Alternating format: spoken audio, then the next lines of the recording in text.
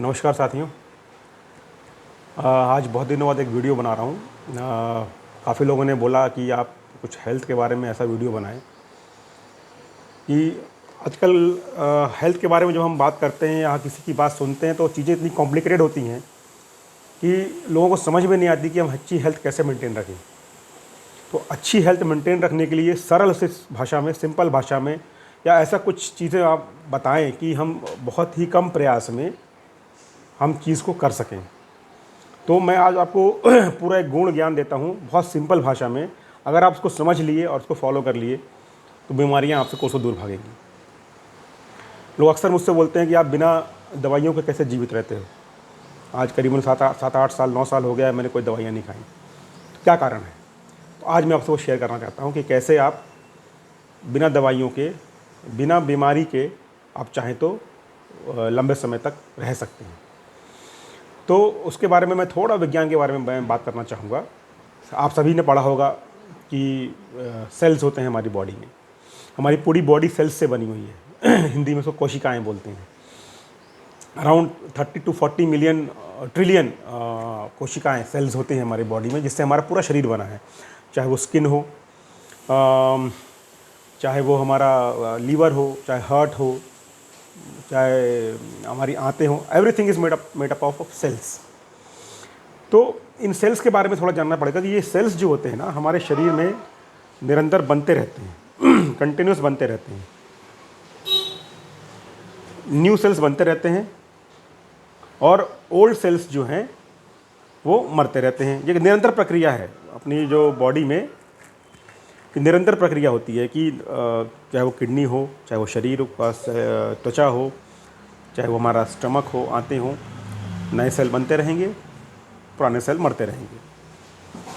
और अगर मैं सही मायने में आपसे बोलूँ तो हमारे जो सेल्स हैं ना उसमें वो प्रोग्राम होता है। हमारे सेल्स में हमारे डीएनए, सेल्स बने होते हैं डीएनए से।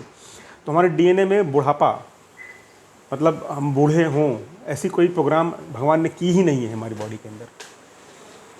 हमारे अंदर जो बुढ़ापा आता है उसके पीछे अलग कारण है, क्योंकि हमारे शरीर का हर ऑर्गन, चाहे हम बूढ़े हो जाएं, वृद्धावस्था में पहुंच जाएं, फिर भी वो निरंतर जो है नया होता रहता है। नवीनीकरण हमारे शरीर का हमेशा होता रहता है। जब प्राकृतिक बनाया है भगवान ने, सोचिए भगवान ने कितना अच्छा शरीर बनाया है कि हमारे शरीर का नवीनीकरण होता रहेगा, लगातार होता रहेगा। तो हमको वो समझना है इसमें होता क्या है। जो हमारे सिंपल सी चीज़ है, हमारे बॉडी सेल से बनी हुई है। वो सेल्स हमेशा निरंतर कंटिन्यूस प्रोसेस है, वो नए बनते रहते हैं और पुराने मरते रहते हैं। तो अंदाज़ आप समझ लीजिए कि हमारी जो स्किन है लगभग 3 महीने में नई हो जाती है। हमारा खून 6 महीने में नया हो जाता है। हमारे फेफड़े जो हैं वो हर 1 साल में नए हो जाते हैं। लीवर लगभग 1.5 साल में नया हो जाता है। इवन ब्रेन तक 3 साल में नया हो जाता है। और हमारा जो पूरी बॉडी है, यू कैन से 10 ईयर्स में इट कैन रिस्टोर। तो फिर हमको बुढ़ापा क्यों आता है या हमको बीमारियां क्यों आती हैं, वो समझना है। जैसा कि मैंने आपको बताया कि पुराने सेल्स मरते रहते हैं, नए सेल्स बनते रहते हैं। जो पुराने सेल्स बॉडी के अंदर बनते रहते हैं उसको बाहर निकालना, ये मेन चीज़ है। हमारे मल मूत्र पसीने से वो चीज़ें बाहर निकलती रहती हैं, लेकिन अगर हम उस चीज़ को ध्यान में रखें कि जो पुराने सेल नए बन रहे, जो पुराने सेल मर रहे हैं और जो नए सेल बन रहे हैं, नए सेल बने, अपने ऑर्गन्स नए हो रहे हैं, लेकिन पुराना सेल बाहर ही नहीं निकल रहा है। अगर पुराना सेल ढंग से बाहर निकलेगा, मरा हुआ जो डेड सेल्स हैं वो बाहर नहीं निकलेंगे तो बीमारियाँ होंगी। अगर डेड सेल्स की मात्रा बढ़ती रहेगी, बढ़ जाएगी काफ़ी, तो कैंसर हो जाता है। तो ये समझना है कि डेड सेल्स को बाहर निकालना है। तो डेड सेल कैसे बाहर निकलते हैं, मैंने बताया। डेड सेल्स बाहर निकलते हैं एक्सक्रीट से, यूरिन से, पसीने से। आजकल तो ऐसा मैंने यंगस्टर्स में ख़ास तौर से देखा है कि ऐसा रोग लगा हुआ है, उनको पसीना नहीं आना चाहिए। तुरंत पंखा चला लो, तुरंत फैन चला लो, पसीना नहीं आना चाहिए। पसीने से भागते हैं। जब पसीना नहीं आएगा तो वो डेड सेल्स निकलेंगे कैसे बाहर? ठंड, जितना भी ठंड का मौसम हो, पंखा चला के सोना है। एक रोग की तरह काम कर रहा है ये चीज़, क्योंकि बॉडी में पोर्स क्यों दिए हैं स्किन के अंदर भगवान ने? इन्हीं सब चीज़ों के लिए दिए हुए हैं। और हम क्या कर सकते हैं? एक्सक्रीट है, मल मूत्र हो गया, अपना स्किन का रेस्पिरेशन हो गया।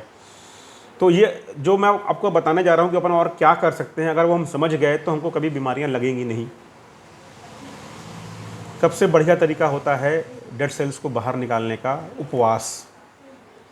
अब उपवास कई तरीके के होते हैं, आप 1 दिन का करिए, 2 दिन का करिए, 3 दिन का करिए, लेकिन रोज़ 16 घंटे का उपवास, जिसको कि इंटरमीडिएट फास्टिंग बोलते हैं, वो ज़रूर करना है। जनरली होता क्या है कि 14 से 16 घंटे जब हम कुछ नहीं खाते हैं तो हमारे बॉडी के अंदर कुछ बहुत गुड बैक्टीरियाज पैदा होते हैं जो कि हमारे फ़ायदेमंद के होते हैं। वो इन मरे हुए सेल्स को खाने लगते हैं।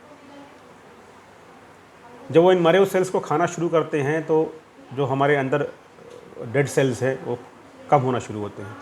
जब डेड सेल्स नहीं रहेंगे, नए सेल्स तो बन ही रहे हैं, डेड सेल्स कम रहेंगे या नहीं रहेंगे, कोई बीमारियाँ नहीं आएंगी, आप बूढ़े नहीं होंगे।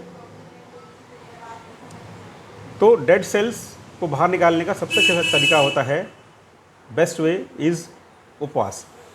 तो आप इंटरमीडिएट फास्टिंग करिए ताकि न्यू सेल्स, जो गुड बैक्टीरिया हैं वो डेड सेल्स को खाने वाले, वो एक्टिवेट हों।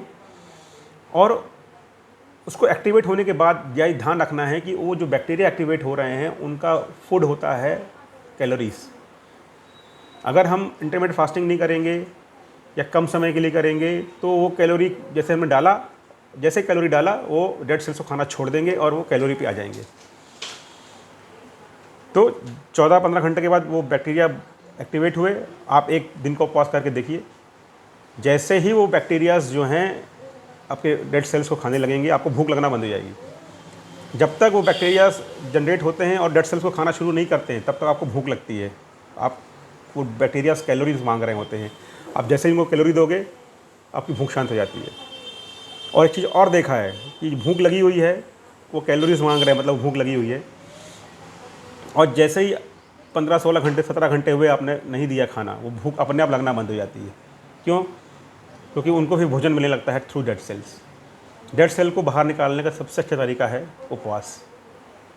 तो चाहे इंटरमीडिएट फास्टिंग करिए, चाहे 1 दिन का करिए, चाहे 2 दिन का करिए, चाहे 3 दिन का करिए, लिक्विड उपवास करिए। कैलोरीज का इंटेक नहीं लेना है अपन को। अगर ये हम लंबे समय तक करते हैं, इस पर ध्यान रखते हैं, हमें कोई, सबसे बड़ी बात, जब कोई बीमारी आए, फॉर एग्जांपल आप ये नहीं कर पा रहे हो, आपको बुखार हो गई, सर्दी जुकाम हो गई, बदहजमी हो गई, कुछ बीमारी आए, उस समय तो ज़रूर करना है फास्टिंग। बीमारी आती है, मैं जैसे बताया, बीमारियों का मेन रीज़न है वो डेड सेल्स।